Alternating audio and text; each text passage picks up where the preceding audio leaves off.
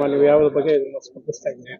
Sir, ಪಕ್ಷದಿಂದ ಕಾಂಗ್ರೆಸ್ ಪಕ್ಷದಿಂದ ಇವತ್ತು ಉಮೇದುವಾರಿಕೆಯನ್ನು ಸಲ್ಲಿಸಿದ್ದೀನಿ. 11 ಗಂಟೆ 18 ನಿಮಿಷಕ್ಕೆ ಉಮೇದುವಾರಿಕೆಯನ್ನು ಸಲ್ಲಿಸಿದ್ದೀನಿ. ಏನು ಇವತ್ತು ಉಮೇದುವಾರಿಕೆ ಸಲ್ಲಿಸೋದಕ್ಕೆ ಹಿಂದೆ 5 ವರ್ಷಗಳ ಕಾಲ ನಾನು ನಿರ್ದೇಶಕನಾಗಿ ಸೇವೆ ಸಲ್ಲಿಸಿದ್ದೆ, ಕೆಲಸಗಳು ಮಾಡಿದ್ದೆ. ಹಾಗಾಗಿ ಡೆಲಿಗೇಟ್ಸ್ ಎಲ್ಲ ನನಗೆ ನೀವು ಚುನಾವಣೆಗೆ ನಿಲ್ಲಿ ಅಂತ ಹೇಳಿದ್ರು. ಅದ್ರ ಸಲುವಾಗಿ ಪಕ್ಷದ ಮುಖಂಡರು ಎಲ್ಲ ಡೆಲಿಗೇಟ್ಸು ಅಭಿಪ್ರಾಯ ತಗೊಂಡು ನಾನು ಉಮೇದುವಾರಿಕೆಯನ್ನು ಸಲ್ಲಿಸಿದ್ದೀನಿ.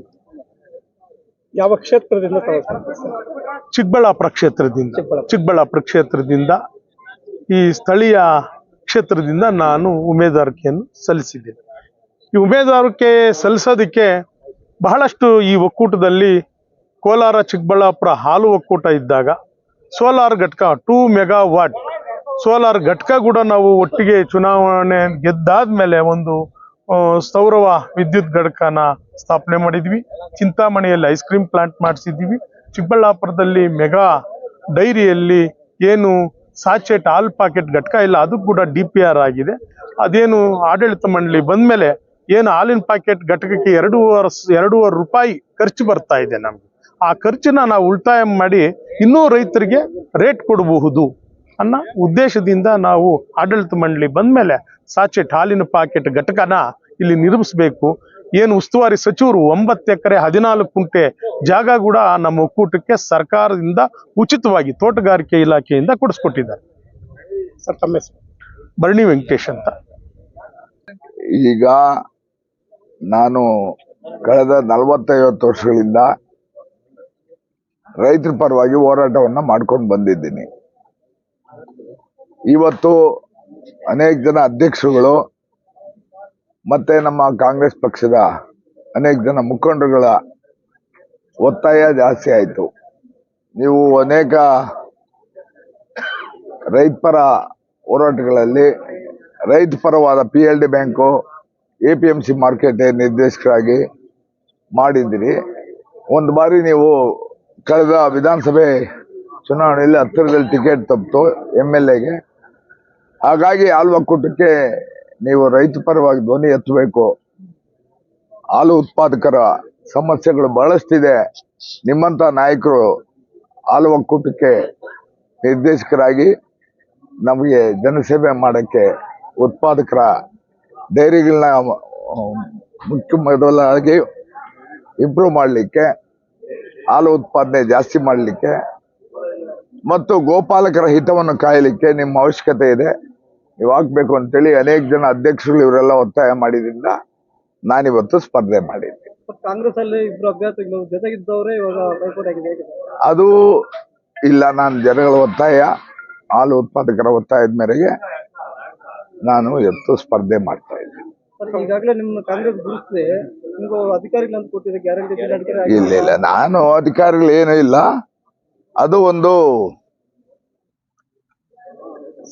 ನಮ್ಗೆ ನಮ್ಮ ಮಂತ್ರಿಗಳು ಅದೊಂದು ಇದನ್ನ ಕೊಟ್ಟಿದ್ದಾರೆ, ಜವಾಬ್ದಾರಿಯನ್ನ. ಆ ಜವಾಬ್ದಾರಿ ಕೂಡ ನಾನು ಚಾಚು ತಪ್ಪದೆ ಅದರ ಜವಾಬ್ದಾರಿಗಳೇನಿದೆ ಅದನ್ನ ನಿಯತ್ತಾಗಿ ನಾನು ಕೆಲಸನ ಮಾಡ್ತಾ ಇದ್ದೆ. ಸರ್, ಇನ್ನೊಬ್ಬ ಅಭ್ಯರ್ಥಿ ಇಲ್ಲಿ ನಾಮಿನೇಷನ್ ಮಾಡಿರೋರು ಮಂತ್ರಿಗಳು, ಜಿಲ್ಲಾ ಉಸ್ತುವಾರಿ ಸಚಿವರು ನೀನ್ ಕೆಲಸ ಮಾಡ್ಕೋ ಹೋಗು ನಾನಿದ್ದೀನಿ ಅಂತ ಅಂದ್ಬಿಟ್ಟು ಭರವಸೆ ಕೊಟ್ಟಿದ್ದಾರೆ. ಅದಕ್ಕೋಸ್ಕರ ನಾನು ನಿಲ್ತಾ ಇದ್ದೀನಿ ಅಂತ ಅವ್ರು ಕೆಲವು ಕಡೆ ಹೇಳ್ಕೊಂಡಿದ್ದಾರೆ. ನಾನು ಕೂಡ ಮಂತ್ರಿಗಳು ಮೊದಲಲ್ಲೇ ಒಂದ್ಸಾರಿ ಕೇಳಿದ್ದೀನಿ, ಇದರಲ್ಲೇನು ಪಾರ್ಟಿ ಇಟ್ಟಿಲ್ಲ, ಇದು ಸ್ಥಳೀಯವಾಗಿ ಜನ ಅಭಿಪ್ರಾಯದಂತೆ ನಿಮ್ ಇಷ್ಟ ಅಂತ ಒಂದು ಮಾತು ಹೇಳಿದ್ದಾರೆ. ನಿಮ್ಮನ್ನು ಗೆಲ್ಸಿದ್ರೆ ನೀವು ಈ ಅವಧಿನಲ್ಲಿ ನೀವೇನು ಹಾಲು ಉತ್ಪಾದಕರಿಗೆ ಅನುಕೂಲ ಮಾಡ್ಕೊಡ? ಬಹಳಷ್ಟು ಸಮಸ್ಯೆಗಳಂದ್ರೆ ಬಹಳಷ್ಟು ಸಮಸ್ಯೆಗಳಿದೆ. ಹಾಲು ಉತ್ಪಾದಕರು, ಗೋಪಾಲಕರು, ಮತ್ತೆ ಇದು ಕಾಮಧೇನು ಅಂತ ಹಸು, ಹುಟ್ಟಿದ ಮಗುವಿಂದ ಹಿಡಿದು ಸಾಯ ಮುದುಕರ ತನಕ ಅಮೃತದ ಅವಶ್ಯಕತೆ, ಹಾಲು ಅನ್ನೋ ಅಮೃತದ ಅವಶ್ಯಕತೆ ಹೆಚ್ಚಿಗಿದೆ. ಹಾಗಾಗಿ ನಾವಿವತ್ತು ಡೈರಿಗಳಲ್ಲಿ ಇದು ನಮ್ಮ ಗುರುಗಳಾದ KV ಪಿಳ್ಳಪ್ಪನವರು ಮೂಲಭೂತವಾಗಿ ನನಗೆ ಅರ್ಜಿಯನ್ನು ಹಾಕ್ಸಿದ್ರು. ಬಹಳಷ್ಟು 86ನೇ ಇಸ್ವಿಯಲ್ಲೇ ನನಗೆ ನಾಮಿನೇಟ್ ಫೈಲ್ ಮಾಡಿಸಿದ್ರು. ಆಗಿಂದ ನನ್ನ ಮನಸ್ಸಲ್ಲಿ ಒಂದು ಕೊರಗಿತ್ತು, ಈ ಒಂದು ಹಾಲು ಉತ್ಪಾದಕರಿಗೆ ಹೋಗಿ ಅಲ್ಲಿ ಸೇವೆಯನ್ನ ಮಾಡಬೇಕು ಅನ್ನೋ ಒಂದು ವಿಚಾರ ನನ್ನ ಮನಸ್ಸಲ್ಲಿತ್ತು. ಅದು ಎಲ್ಲ ಸಮಸ್ಯೆಗಳ ಬಗ್ಗೆ, ಬಹಳಷ್ಟು ಸಮಸ್ಯೆಗಳಿದೆ. ಹಾಲು ಉತ್ಪಾದಕರ ಒಕ್ಕೂಟದಲ್ಲಿ ರೈತ ಪರವಾದ ಸಮಸ್ಯೆಗಳು ಬಹಳಷ್ಟಿದೆ. ಮೂಗ್ ಪ್ರಾಣಿ ಅದು ಗೋವು. ಮನುಷ್ಯನಿಗಾದ್ರೆ ಆರೋಗ್ಯ ಕೆಟ್ಟರೆ ಏನೋ ಬಾಯ್ಬಿಟ್ಟು ಕೇಳಿ ನನಗಿಂತ ಕಷ್ಟ ಇದೆ, ಹೊಟ್ಟೆ ನೋವಿದೆ ಅಂತ ಹೇಳ್ಬೋದು. ಆ ಮೂಗ್ ಪ್ರಾಣಿ ಹೇಳಕ್ಕಾಗಲ್ಲ. ಅಂತ ಸಮಸ್ಯೆ ನೋಡ್ಕೊಂಡು 24x7 ಆ ಗೋಗಳಿಗೆ ಒಂದು ಟ್ರೀಟ್ಮೆಂಟ್ ಇರ್ಬೋದು, ಇನ್ನೊಂದು ಇರ್ಬೋದು ಮಾಡೋಂಥ ವಿಚಾರ. ಒಂದು ಎಕ್ಸಾಂಪಲ್ ಹೇಳ್ತಿದ್ದೀನಿ. ಇವತ್ತು ಒಂದು ಹಿಂದೆ ಅಧಿಕಾರದಲ್ಲಿದ್ದವರು ಇವತ್ತು ನಾನೇ ಕೇಳಿದೆ ಮೊನ್ನೆ, ಆ ಹಸುವಿನ ಕೆಳಗೆ ಹಾಕುವಂತ ಮ್ಯಾಟ್ಗಳು ಕೂಡ ಇಲ್ಲ. ಇವತ್ತು ಅಧಿಕಾರಿಗಳು ಕೇಳಿದ್ರೆ ಇಲ್ಲ ಕಮಿಟಿ ಇರಬೇಕು, ಕಮಿಟಿಯಲ್ಲಿ ಅಂತ. ಹಿಂದಿನ ಕಮಿಟಿ ಇದ್ದವರು ಅದನ್ನೆಲ್ಲ ಸ್ಟಾಕ್ ಮಾಡಿಸಿ ಯಾರೇ ಬಂದ್ರು ಅದನ್ನ ಮಾಡ್ಬೋದಿತ್ತಲ್ಲ. ಒಂದು ಉದಾಹರಣೆ ನಾನು ಕೊಡ್ತಿರೋದು. ಇಂತಹ ಸಮಸ್ಯೆಗಳು ಬಹಳಷ್ಟಿದೆ. ಅದೆಲ್ಲ ಸರಿಪಡಿಸಿ ನನ್ನ ಕೈಲಾದ ಮಟ್ಟಿಗೆ ಈ ಗೋಪಾಲಕರ ಗೋವಿನ ಸೇವೆ ಮಾಡಬೇಕು, ಮುಕ್ಕೋಟಿ ದೇವತೆಗಳಿರುವಂತ ಗೋವು ಸೇವೆ ಮಾಡಬೇಕು ಅನ್ನೋದೇ ನನ್ನ ಮುಖ್ಯವಾದ ಉದ್ದೇಶ. ಅದ್ ನಂಗೆ ಗೊತ್ತಿಲ್ಲ. ನಾನು ಸ್ಪರ್ಧೆಗೆ ಇಳಿದಿದ್ದೀನಿ. ಅದು ನಾನು ಮುಂಚೆನೆ ಅದು ಹಿಂದೆನೆ ಕೇಳಿದ್ದೀನಿ. ಹಾಗಾಗಿ ನಾನು ಸ್ಪರ್ಧೆಯಲ್ಲಿ ಇದ್ದೀನಿ. ನಾನು ಮುಂದಕ್ಕೆ ಹೋಗೋದು ಪ್ರಶ್ನೆ ಇಲ್ಲ. ನಾನು ಮುಂದುವರಿದ್ದೀನಿ. ಸರ್, ಇವತ್ತು ನಾವು ಚಿಂತಾಮಣಿ ತಾಲೂಕಿನಿಂದ ಹಿಂದೆ ಏನು ಅವಿಭಜಿತ ಕೋಲಾರ ಚಿಕ್ಕಬಳ್ಳಾಪುರ ಹಾಲು ಒಕ್ಕೂಟ ಇತ್ತು, ವಿಭಜನೆ ಆಗಿ ಇವತ್ತು ಚಿಕ್ಕಬಳ್ಳಾಪುರ ಹಾಲು ಒಕ್ಕೂಟ ಆದ್ಮೇಲೆ ಇಡೀ ಜಿಲ್ಲೆಯಲ್ಲಿ ಇವತ್ತು 8 ತಾಲೂಕುಗಳಲ್ಲಿ ಭೌಗೋಳಿಕವಾಗಿ ಆಯಾ ತಾಲೂಕಿನಲ್ಲಿ ಇರ್ತಕ್ಕಂಥ ಸಂಘಗಳ ಆಧಾರದ ಮೇಲೆ ಇವತ್ತು ವಿಭಜನೆ ಆಗಿದೆ, ಕ್ಷೇತ್ರಗಳಾಗಿದ್ದಾವೆ. ನನ್ನ ಮತಕ್ಷೇತ್ರ ಬಂದು ಚಿಂತಾಮಣಿ ಕಸಬಾ ಮತಕ್ಷೇತ್ರ ಅಂತ, ಮತ್ತೆ ನಮ್ಮ ತಾಲೂಕಿನಲ್ಲಿ ಕೈವಾರ ಮತಕ್ಷೇತ್ರ ಇದೆ, ಮತ್ತೆ ನಮ್ಮ ಇನ್ನೊಂದು ಮತಕ್ಷೇತ್ರ ಚೇಳೂರು ಮತಕ್ಷೇತ್ರ ಇದೆ. ಚೇಳೂರು ಮತಕ್ಷೇತ್ರಕ್ಕೆ ಇವತ್ತು ಚಿಂತಾಮಣಿ ಮತಕ್ಷೇತ್ರ ಏನು ಕಾನ್ಸ್ಟಿಟ್ಯೂನ್ಸಿಯಲ್ಲಿ ಒಂದು ಹೋಬಳಿ ಮತ್ತೆ ಶಿಡ್ಲಘಟ್ಟದ ಒಂದು ಹೋಬಳಿ ಸೇರಿ ಮತ್ತೆ ನಮ್ಮ ಚಿಂತಾಮಣಿಯ ಕೆಲವು ಪಂಚಾಯಿತಿಗಳು ಸೇರಿ ಇವತ್ತು ಚೇಳೂರು ಕ್ಷೇತ್ರ ಆಗಿದೆ. ಅದೇ ರೀತಿ ಒಂದು ಮಹಿಳಾ ಕ್ಷೇತ್ರ ಇವತ್ತು ನಮ್ಮ ಈ ಒಂದು ಚಿಕ್ಕಬಳ್ಳಾಪುರ ಜಿಲ್ಲೆಯಲ್ಲಿ 2 ಮತಕ್ಷೇತ್ರಗಳನ್ನು ಮಾಡಿದ್ದಾರೆ. ಚಿಂತಾಮಣಿ ಮತಕ್ಷೇತ್ರಕ್ಕೆ ಇವತ್ತು ಚಿಂತಾಮಣಿ, ಶಿಡ್ಲಘಟ್ಟ, ಗೌರಿಬಿದನೂರು, ಚೇಳೂರು ಸೇರಿ 1 ಮತಕ್ಷೇತ್ರ ಆಗಿದೆ. ಈ ತರ ನಾವೆಲ್ಲ ಇವತ್ತು ಕೂಡ ನಮ್ಮ ನಾಯಕರಾದಂಥ MC ಸುಧಾಕರ್ ರೆಡ್ಡಿ ಅವರ ನೇತೃತ್ವದಲ್ಲಿ ಎಲ್ಲ ಮತಕ್ಷೇತ್ರಗಳಿಂದ ಕೂಡ ನಾವು ಇವತ್ತು ಅಭ್ಯರ್ಥಿಗಳನ್ನ ಆಯ್ಕೆ ಮಾಡಿದ್ದಾರೆ. ಅವರು ಇವತ್ತೆಲ್ಲ ನಾವು ಕೂಡ ನಾಮಪತ್ರವನ್ನ ಇವತ್ತು ಏನು ಫೈಲ್ ಮಾಡಿದೀವೋ ಮುಂದೆ ಚುನಾವಣೆಯಲ್ಲಿ ನಾವೆಲ್ಲ ಗೆದ್ದು ಬಂದು ಇಲ್ಲಿ ಒಂದು ಜಿಲ್ಲೆಯಲ್ಲಿ ಸಚಿವರ ನೇತೃತ್ವ ಮತ್ತೆ ಹಾಲಿ ನಮ್ಮ ಕಾಂಗ್ರೆಸ್ ಪಕ್ಷದ ಶಾಸಕರ ನೇತೃತ್ವದಲ್ಲಿ ಈ ಒಂದು ಒಕ್ಕೂಟವನ್ನ ಹಿಡಿತಕ್ಕೆ ತಗೋಬೇಕು ಅಂತ ಒಂದು ರಣತಂತ್ರವನ್ನ ನಮ್ಮ ಸಚಿವರು ರೂಪಿಸಿದ್ದಾರೆ. ಮುಂದೆ ಅದು ನಿಮಗೆ ಆ ಚುನಾವಣೆಯ ಫಲಿತಾಂಶ ಸಿಗ್ತದೆ. ನನ್ನ ಹೆಸರು YB ಅಶ್ವಥ್ ನಾರಾಯಣ ಅಲಿಯಾಸ್ ಉಲ್ವಾಡಿ ಬಾಬು ಅಂತ. ನಾನು ಹಿಂದೆ ಕೋಲಾರ ಚಿಕ್ಕಬಳ್ಳಾಪುರ ಹಾಲು ಒಕ್ಕೂಟದಲ್ಲಿ 2 ಸರ್ತಿ ನಿರ್ದೇಶಕನಾಗಿ ಆಯ್ಕೆಯಾಗಿದೆ.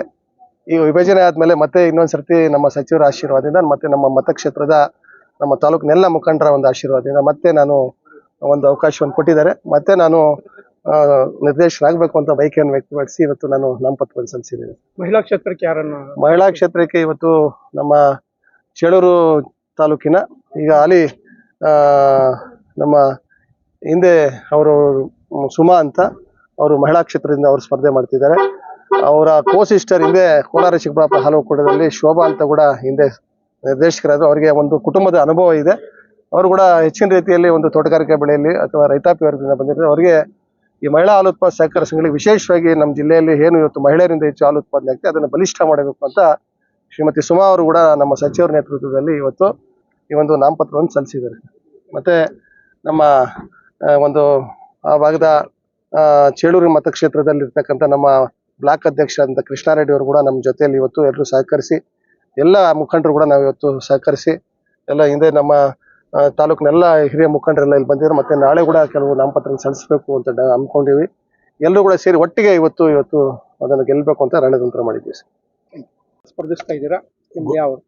ನಮ್ದು ಮಂಡ್ಕಲ್ ಹೋಬಳಿ ಗುಂಡ್ಲಮಂಡ್ಕಲ್ ಗ್ರಾಮ. ನಾನು ಗೌರಿಬಿದನೂರು ಕ್ಷೇತ್ರದಿಂದ ಅಪ್ಲಿಕೇಶನ್ ಹಾಕಿ ಬರ್ತಾ ಇದ್ದೀನಿ. ನನ್ನ ಹೆಸರು ದಿನೇಶ್ ಅಂತ ಹೇಳ್ಬಿಟ್ಟು.